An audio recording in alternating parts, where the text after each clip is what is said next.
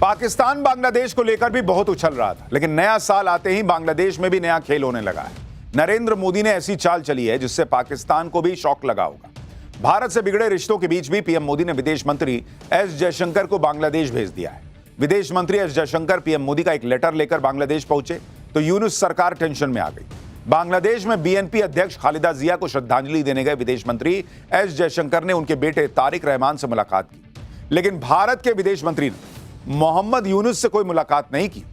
यानी clear message चला गया कि तुम मिलने लायक भी नहीं हो, जिस तरह से तुमने बांग्लादेश का हाल कर रखा है। तनावपूर्ण माहौल के बीच विदेश मंत्री का बांग्लादेश जाना, मोहम्मद यूनुस से न मिलना बहुत कुछ कह रहा है।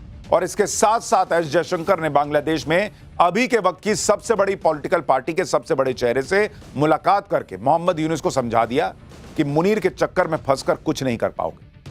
बांग्लादेश में पीएम मोदी ने कैसे मुनीर के प्लान पर पानी फेरना शुरू कर दिया है, इस रिपोर्ट में देखिए, आपको एक एक चीज समझ में आएगी।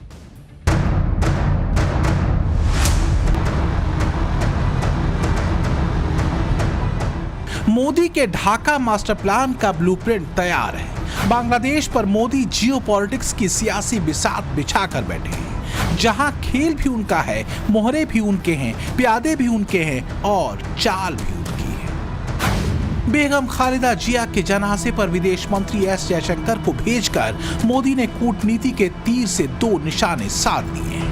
पहला है भारत बांग्लादेश के रिश्तों में आई तल्खी को नरम करना और दूसरा बांग्लादेश के नंबर 2 मैन को बांग्लादेश भेजकर दुनिया में संदेश देना कि भारत रिश्ते सुधारने में पहला कदम बढ़ा चुका है। बांग्लादेश से वापस आकर विदेश मंत्री ने क्लियर मैसेज भी दिया कि भारत से दूर होना उसके पड़ोसियों के अपने हित में नहीं है, क्योंकि भारत जिस स्पीड से आगे बढ़ रहा है, अगर वो भी ऐसी ही तरक्की करना चाहते हैं तो उन्हें भारत के साथ आना ही पड़ेगा। I was there in Bangladesh just 2 days ago. I had gone to represent India at the funeral of the former Prime Minister of Bangladesh, Begum Khalida Zia. There is as I said, a good neighbor, bad neighbor, but an overall neighborhood policy. Most of our neighbors, I think, have, the realization that India's growth is today a lifting tide. That if India grows, all our neighbors will grow with us. They will have many more opportunities. I think that, in a sense, is the message which I also took to Bangladesh. यहां भारत की ओर से दो अहम कूटनीतिक संदेश देखने को मिले। विदेश मंत्री बेगम खालिदा जिया के बेटे और बीएनपी के नए फेस तारिक रहमान से तो मिले, लेकिन मोहम्मद यूनुस से कोई मीटिंग, कोई मुलाकात नहीं की। एस जयशंकर के बांग्लादेश दौरे की एक और तस्वीर बेहद चर्चा में है, जब वो पाकिस्तानी स्पीकर अयाज सादिक से मिले और उनसे हैंडशेक किया। जयशंकर ने बांग्लादेश के मुख्य सलाहकार मोहम्मद यूनुस से कोई बैठक नहीं की, जो भारत बांग्लादेश संबंधों में वर्तमान तनाव की गंभीरता को दिखाता है। ये कदम खास तौर पर तब और ज्यादा अहम हो जाता है जब नेपाल के विदेश मंत्री और पाकिस्तान की नेशनल असेंबली के स्पीकर सरदार अयाज सादिक ने यूनुस से स्टेट गेस्ट हाउस में मुलाकात की। भारत का स्टैंड साफ है। जब से यूनुस सरकार बनी है, वो बांग्लादेश में हिंदू अल्पसंख्यकों को सुरक्षा देने में नाकाम रही है। 300 से ज्यादा हिंदू और अल्पसंख्यक मारे गए हैं। लगातार हिंदुओं के घरों पर अटैक हो रहा है। अब यूनुस सरकार ने हिंदुओं के अधिकारों पर भी डाका डालना शुरू कर दिया है।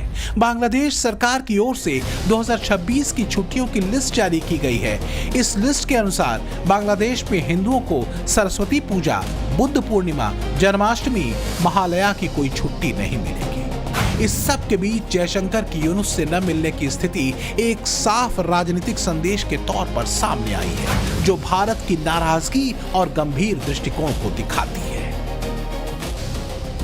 दूसरी तरफ मुल्ला मुनीर के पैरों तले भी जमीन खिसकी जा रही है। बांग्लादेश के लिए जो जहरीला प्लान मुनीर के दिमाग में था, वो फेल होता दिख रहा है। मोदी के ढाका प्लान की तस्वीर जब से मुल्ला मुनीर ने देखी है वो डर से कांप रहा है। मुनीर सोच रहा है कि बांग्लादेश में उस्मान हादी की हत्या के बाद चुनाव टल जाएंगे। हादी की मौत का ठीकरा भारत पर फोड़कर एंटी इंडिया सेंटिमेंट तैयार करके चुनाव को डिरेल किया जाएगा। लेकिन उस्मान हादी के भाई ने ही मुनीर और यूनुस का प्लान फेल कर दिया। हादी के भाई ने सामने आकर सीधे सीधे कह दिया कि चुनाव रोकने के लिए हादी को मरवाया गया है और अब खुद भारत के विदेश मंत्री का बांग्लादेश जाना, वहां जाकर बीएनपी के टॉप नेताओं से मुलाकात करना, यूनुस से न मिलना और पाकिस्तानी असेंबली के स्पीकर से हाथ मिलाना, ये सब कुछ मोदी के टैक्टिकल मूव का हिस्सा है। मोदी का ढाका मास्टर प्लान तो अब खुद पाकिस्तानी ही मुनीर को समझा रहे हैं। पर मुल्ला मुनीर आंखों में पट्टी बांध कर बैठा है। जयशंकर के हैंडशेक पर पाकिस्तान इतराने लगा है। जयशंकर से हाथ मिलाने के बाद अयाज सादिक टीवी चैनलों पर जाकर कह रहे हैं कि हम नहीं, वो आए हमसे हाथ मिलाने। लेकिन मोदी नीति पाकिस्तानियों के दिमाग से ज्यादा तेज है। ये बात पाकिस्तानी हुक्मरानों को समझ में नहीं आ रही। भारत की बांग्लादेश पॉलिसी में पाकिस्तान ना चाहते हुए भी आ ही गया है और इसकी वजह खुद मुनीर है। ये किसी से नहीं छिपा कि बांग्लादेश में आईएसआई को मोहम्मद यूनुस सरकार का साथ मिलता है। आसिम मुनीर ने चोरी छुपे बांग्लादेश में आईएसआई का ढाका सेल एक्टिव कर दिया है। जानकारी के मुताबिक मुनीर का यह ढाका सेल कहीं और से नहीं बल्कि ढाका में मौजूद पाकिस्तानी हाई कमीशन से काम कर रहा है। मुनीर के इशारे पर आईएसआई ने पिछले साल नवंबर में ढाका सेल का गठन किया था। बांग्लादेश में हो रही हिंसा के पीछे ढाका सेल का बड़ा रोल सामने आया है। लेकिन तारिक रहमान की लंदन से वापसी के बाद बांग्लादेश की राजनीति में तीसरा कैरेक्टर आ गया है। तारिक की वापसी से यूनुस और पाकिस्तान के मंसूबे धराशायी हो सकते हैं, क्योंकि शेख हसीना की अवामी लीग के बाद बीएनपी ही है जिसकी पकड़ मजबूत है। ऐसे में अब यूनुस की राहें मुश्किल भरी होने वाली है।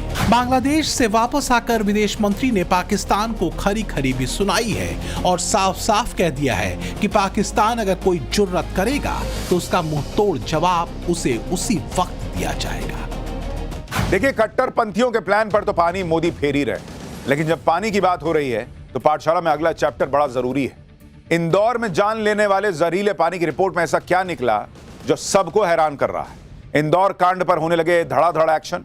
गटर का पानी पिलाने वाले अब कैसे नहीं बच पाएंगे, इसके बारे में आपको बताता हूं। देखिए, इंदौर को इस देश का सबसे साफ शहर कहा जाता था, लेकिन इसी साफ शहर में जब जहरीला पानी पीकर लोग मर गए तो पूरा देश हैरान रह गया।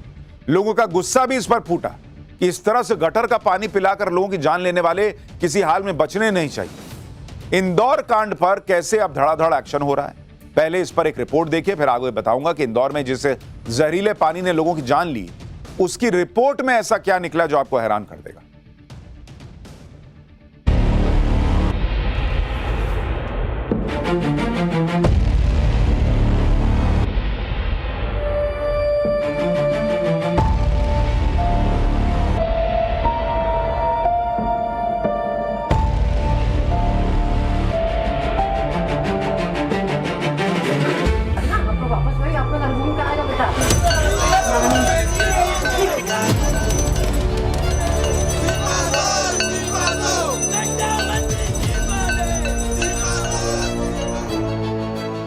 इंदौर जैसे शहर में गंदे पानी की सप्लाई से हुई मौतों ने गंभीर सवाल उठा दिए हैं, जिसके बाद सीएम मोहन यादव एक्शन में आ गए हैं।